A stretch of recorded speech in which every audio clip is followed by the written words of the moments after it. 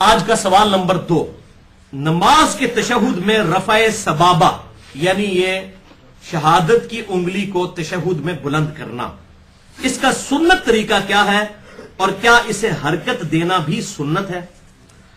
تو بھائیو، اس حوالے سے صحیح مسلم میں اوپر تلے 6 احادیث موجود ہیں انٹرنیشنل نمبر کے مطابق 1307 سے لے کر 1312 تک، اور مشکات میں 906 سے لے کر 908 تک 2 صحابہ سے، ابن عمر اور ابن زبیر رضی اللہ تعالی عنہما، ان سے کہ نبی صلی اللہ علیہ وسلم جب بھی نماز میں تشہد میں بیٹھا کرتے تھے تو بیٹھتے ہی آپ صلی اللہ علیہ وسلم اپنی یہ درمیان کی انگلی اور انگوٹھے کا حلقہ بنا لیا کرتے تھے یوں، اور یہ 2 انگلیاں بند کر کے۔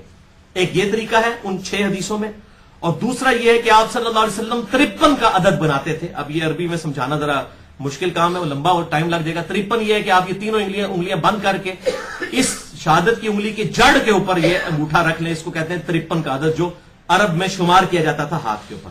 یہ دونوں طریقے سنت ہے، یہ بھی اور یہ بھی، یہ دونوں صحیح مسلم میں نے نمبر بتا دیے۔ اور پھر آپ صلی اللہ علیہ وسلم تشہد میں بیٹھتے ہی یہ کر لیا کرتے تھے۔ اس سے یہ بات پتہ چلی کہ یہ بالکل باطل بات ہے کہ اشہد ان لا الہ الا اللہ پہ اٹھانی ہے، اشہد ان لا پہ اٹھانی ہے اور الا اللہ پہ گرانی ہے، یہ کسی ضعیف حدیث میں بھی نہیں ہے۔ صحیح تو چھوڑ دیں، بیٹھتے ہی آپ صلی اللہ علیہ وسلم یہ کام کیا کرتے تھے۔ اور اس حوالے سے جو فقہ حنفی کے بعض علماء کا یہ موقف ہے، سب کا نہیں لیکن بعض علماء کا یہ موقف ہے کہ یہ تشہد میں انگلی اٹھانا حرام ہے۔ دیکھیں، اور یہ پھر اپنے بابوں کے ایسے فالوور ہیں کہ شیخ احمد سرہندی، جنہیں مجدد الفسانی لوگ کہتے ہیں، المتوفا 1036 ہجری، انہوں نے باقاعدہ حرام کا فتویٰ لکھا ہے۔ اور یہاں پہ بھی جتنے نقشبندی مجددی ہیں نا، یہ تشہد میں انگلی نہیں اٹھاتے ہیں، بابا جی کو فالو کر رہے ہیں۔ اور پھر بریلوی مکتب فکر میں ہی غلام رسول سعیدی صاحب، اللہ تعالیٰ ان کی غلطیاں معاف فرمائے، میرے استادوں میں سے ہیں، دنیا سے جا چکے ہیں، اللہ تعالیٰ ان کو نیک کاموں کا اجر دے اور غلطیوں سے جو ہے وہ درگزر فرمائے۔ انہوں نے باقاعدہ پھر تقریباً 40 صفحوں پر مجدد الفسانی المعروف شیخ احمد سرہندی کا رد لکھا ہے شرح صحیح مسلم میں کہ ان کا عقیدہ بالکل باطل ہے۔ تو یہ بریلوی مکتب فکر کے سمجھ لیں اس دور کے سب سے بڑے محدث غلام رسول سعیدی صاحب، جو حال ہی میں فوت ہوئے ہیں، انہوں نے رد شرح صحیح مسلم میں شیخ احمد سرہندی کا لکھا ہے۔ تو وہ کہتے ہیں انگلی اٹھانا ہی حرام ہے۔ اب رہا مسئلہ انگلی سے، یہ تو ہو گیا انگلی کا اشارہ کرنا، یوں کرنا یا یوں کرنا تشہد میں، یہ تو اشارہ ہوا۔ اب دوسری چیز ہے انگلی کو حرکت دینا، یہ الگ سے چیز ہے۔ مسلم شریف میں حرکت کا ذکر نہیں، صرف اشارے کا ذکر ہے۔ تو اس میں یہ بات امپلائڈ ہے کہ ابن زبیر اور ابن عمر رضی اللہ تعالی عنہما نے آپ صلی اللہ علیہ وسلم کو تشہد میں اس وقت آبزرو کیا ہے کہ آپ نے صرف انگلی سے اشارہ کیا ہوا تھا، ہلا نہیں رہے تھے۔ یہی مطلب نکلا، ورنہ وہ کہتے کہ ہلا بھی رہے تھے۔ اس کا مطلب ہے تشہد میں کچھ ایسا پیریڈ بھی ہے جس میں آپ نے نہیں ہلانی اور کچھ دیر کے بعد ہلانی ہے، یہ صحیح مسلم میں امپلائڈ ہو گیا۔ اور وہ وقت کیا ہے؟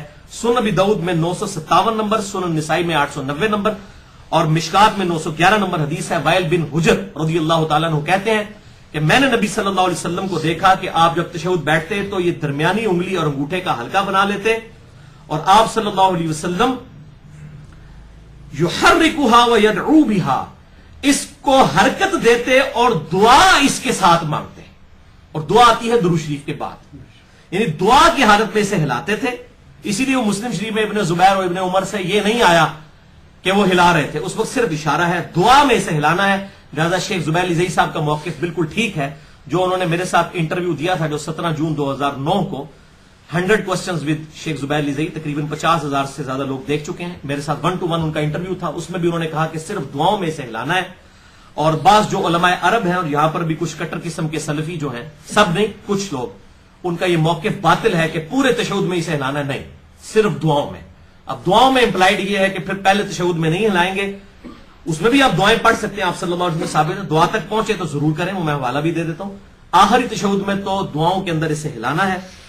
اور اس حوالے سے شیخ زبیر صاحب نے توضیح الاحکام پہ بھی صفحہ نمبر 386 پہ یہ بات لکھ دی کہ صرف دعاؤں میں ہلانا ہے۔ آج سے 4 مہینے پہلے مجھے انڈیا سے ایک ای میل آئی جی، اب وہ ایک بڑے مشہور مولوی صاحب ہے، میں ان کا نام نہیں لیتا، انڈیا کے ہیں، وہ پھر بالکل پرسنل بات ہو جائے گی، اکثر باتیں بے حوالہ کرتے ہیں، بلکہ میں نے تو ڈاکٹر ذاکر نائک کے علاوہ تو میں نے کسی کو نہیں دیکھا کہ وہ حوالے دیتا ہو یا میں حوالے دے رہا ہوتا ہوں، باقی تو سارے جو منہ میں آتا ہے وہ بول رہے ہوتے ہیں بغیر حوالوں کے۔ تو اس نے بھی بات کر دی کہ نہیں جی نہیں، ہم تو اس لیے یہ جو الفاظ ہیں یحرکھا ویدعو بہا، تو پورا تشہد ہی دعا ہے، تو اس لیے ہم پورے، تو دروشی بھی دعا ہے. آن دا فیس آف آرگومنٹ بات بالکل ٹھیک ہے کہ دروشی بھی دعا ہے. تو میں نے اس بھائی کو جس نے ای میل بھیجی، میں نے کہا بات یہ کہ بھائی قیام جو ہے سورۃ الفاتحہ قرات نہیں ہے کیا؟ ہے، لیکن جب ہم قیام کی بات کرتے ہیں ہم کہتے ہیں قیام تین چیزوں کا مجموعہ ہے، ثنا کا جسے ہم دعائے استفتاح کہتے ہیں، سورۃ الفاتحہ اور پھر قرات. حالانکہ فاتحہ بھی قرات ہے لیکن ہم تین حصوں میں ڈیوائڈ کرتے ہیں. اسی طریقے سے تشہد جو ہے یہ تین حصوں کا مجموعہ ہے، اللہ کی حمد، درود شریف اور دعا. وہ کہتا ہے جی دلیل پیش کریں. میں نے کہا دلیل میں پیش کر دیتا ہوں، پھر دیکھتے ہیں آپ مانتے ہیں کہ نہیں مانتے. پھر وہی ہوا کہ آج 4 مہینے گزر کے ماننے سے انکار کر دیا. تو منکرین حدیث صرف بریلوی دیوبندیوں نہیں، اہل حدیث میں بھی موجود ہیں. اپنے بزرگ بابوں کو چھوڑنا بڑا مشکل کام ہوتا ہے. تو انہوں نے پھر دوبارہ اتنی بھی توفیق نہیں کی کہ آپ نے حدیث پیش کر دی ہے تو میں رجوع کرتا ہوں، یا میرے جو مولوی صاحب رجوع کرتے ہیں یا میرے بابا جان جو ہیں وہ رجوع کر لیتے ہیں جن کا میں فالوور نہیں کیا. اب میں آپ کو حوالہ دے دیتا ہوں، سنن نسائی میں 1720 اور 1721 نمبر حدیث ہے صحیح سند کے ساتھ. شیخ البانی، شیخ زبیلی زئی رحمہ اللہ دونوں اسے صحیح کہتے ہیں. 9 وتر پڑھنے کا طریقہ 2 سلام، 1 سلام اور 2 تشہد کے ساتھ اما عائشہ نے روایت کیا رضی اللہ تعالیٰ عنہ. اس حدیث میں آتا ہے کہ نبی صلی اللہ علیہ وسلم جب 9 رکعت وتر 1 سلام کے ساتھ، مراد 1 دفعہ سلام، اگلے دن ایک ای میل آ گئی آپ 1 سلام کہہ رہے ہیں تو اسے مراد صرف دائیں طرف پھیرنا ہے. اس حالت تک بھی لوگوں کی ہونا حالت ہوتی ہے. تو میں پہ کہنا ہے اسلام سے مراد یہ ہے کہ 2 دفعہ سلام نہیں پھیرنا، 1 دفعہ دونوں طرف سلام پھیرنا. ہر طرح کی مخلوق ہے اللہ کی، مطلب ہم کرٹیسائز نہیں کر رہے، لیکن لوگوں کو سوچنے کا وہ چشمہ ڈفرنٹ ہوتے ہیں. ہر بندے کا انٹلیکچوئل لیول ایک نہیں ہوتا. تو 1 سلام اور 2 تشہد کے ساتھ 9 وتر، سنن نسائی 1720 اور 1721. اس میں الفاظ ہے کہ آپ صلی اللہ علیہ وسلم 8ویں رکعت میں تشہد میں بیٹھتے، پہلی 7 رکعتوں میں نہ بیٹھتے، 8ویں میں بیٹھتے اور اس کے بعد اللہ کی حمد بیان کرتے، پھر نبی صلی اللہ علیہ وسلم پر درود پڑھتے. یہ اگلے دن کسی بریلوی مولوی نے کہا جی نبی صلی اللہ علیہ وسلم تو درود شریف نہیں سن پڑھتے، انہوں نے اپنے آپ پڑھنا، یہ پائی موجود ہے سنن نسائی کے اندر. خود اپنے اوپر درود پڑھتے اور اس کے بعد اللہ سے دعائیں مانگتے اور پھر آپ صلی اللہ علیہ وسلم سلام پھیرے بغیر 9ویں رکعت میں کھڑے ہوتے، پھر 9ویں رکعت میں بیٹھ کے تشہد کے اور دعائیں پڑھنے کے بعد سلام پھیرتے. اس میں نے بتایا کہ دیکھ لو تینوں ڈویژن آ گئی ہیں، اللہ کی حمد، درود شریف اور دعا. اب میں نے کلیئر کر دیا، دلیل دے دی، اور کیا کریے، پٹھے لٹک جائیے، اور تو اس سے زیادہ کچھ نہیں کرتے. لیکن وہ پھر ماننے سے انکار کیا اور پھر اس نے رجوع نہیں کیا. پل یہ ہے کہ وہ شرمندہ ہو کے بھاگ ضرور گئے، اس کے بعد انہوں نے بات نہیں اس موضوع کے اوپر کی. حالانکہ کہنا چاہیے تھا، جتنے وہ تمکنت کے ساتھ گرجے تھے تو اب پھر حق بات کو قبول بھی کرتے اور صحیح اہل حدیث ہونے کا ثبوت دیتے، غیر مقلد ہونے کا نہیں. پھر کہتے ہیں ہمیں گالیاں دیتے ہیں غیر مقلد. تو بھائی میرے جو ہے حدیث کو نہیں مانتا پھر وہ غیر مقلد ہی کہلائے گا نا، بلکہ ہمیں تو منکرین حدیث کہنا چاہیے ایسے لوگوں کو. اور میں سب سے زیادہ محبت اہل سنت اور اہل تشیع کے تمام جتنے بھی گروہ ہیں، بریلوی، دیوبندی، اہل حدیث، حنفی، شافعی، مالکی، حنبلی، یا اثنا عشری ہوں اہل تشیع میں یا زیدیہ ہوں، سب سے زیادہ محبت اہل حدیث کے ساتھ کرتا ہوں، کیونکہ انہیں جب حدیث پتہ چلتی ہے وہ بات قبول کر لیتے ہیں. لیکن اگر وہ نہیں قبول کرتا پھر سب سے زیادہ غصہ بھی ان پہ ہوگا، اس لیے کہ بھئی آپ کا تو دعویٰ تھا، باقیوں کا تو دعویٰ بزرگ بابوں کا ہے، آپ تو بزرگ بابوں کے پجاری نہیں تھے، تو آپ بھی جب حدیث نہیں مانیں گے تو آپ پہ تو غصہ آئے گا. تو آپ لائک اسٹوڈنٹ کے اوپر ہی غصہ زیادہ ہوتا ہے نا ٹیچر کا. تو اب مانے کہ یار یہ بات حق ہے، نہیں قبول کی. تو اس حدیث سنن نسائی 1720 اور 21 کے اندر سلفیوں کے لیے بھی پھکی ہے، سارے سلفی نہیں جو کٹر قسم کے وہ بنے ہیں، اور حنفیوں کے لیے یہ پھکی ہے کہ ان کے نزدیک وتر ہے واجب، اور واجب اور فرض نماز میں وہ کہتے ہیں کہ جیسے ہی آپ درود شریف پڑھ لینا اللہم صلی علی محمد تو سجدہ صاحب واجب ہو جاتا ہے. ان کے لیے پھکی ہے کہ آپ صلی اللہ علیہ وسلم نے درود شریف بھی پڑھا، دعائیں پڑھی 8ویں رکعت میں، اور اس کے بعد آپ 9ویں کے لیے کھڑے ہوئے، لہٰذا آپ صلی اللہ علیہ وسلم پر سجدہ صاحب تو واجب ہو گیا، نعوذ باللہ جان بوجھ کر. یہ ان کے لیے پکی ہوگی. اور سجدہ صاحب والے لیکچر میں بھی میں نے حدیث کوٹ کی ہے، مسئلہ نمبر 92 میں، سجدہ صاحب کے 5 سنت طریقے اور اس کے 8 مقامات کے کن مقامات پر سجدہ صاحب واجب ہو جاتا ہے، اور 5 ایسے مقامات جن کے اوپر نہیں ہوتا، وہ میں نے ڈیٹیل کے ساتھ مسئلہ نمبر 92 اہل سنت پاک.com پہ.